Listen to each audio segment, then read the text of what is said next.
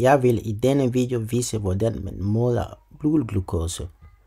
Jeg skal bruge en swabs, en gase, et par handsker og noget håndsprit, en glukosemåler med strips og nål.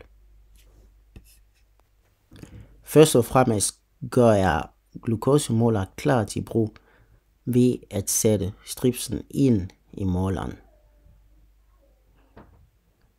Det er vigtigt, at måleren er tændt, og det gør den, når man sætter stripsen ind i den. Næste tager jeg swabsen ud af indpakningen.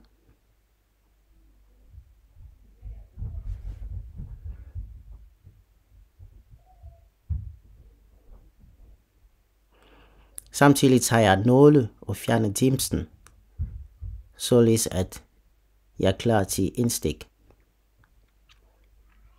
I denne video bruger vi fingerspidsen som eksempel på indstikssted. Jeg tør området af for eventuelle bakterier. Og så tager jeg fat i mit nål. Finder siden af fingerspidsen. Så stikker jeg. Det første blod tørres af. Og så bruger vi det blod, der kommer ud efter, fordi vi vil gerne have en god måling. Glukosemåler viser en måling på 5,1 millimol.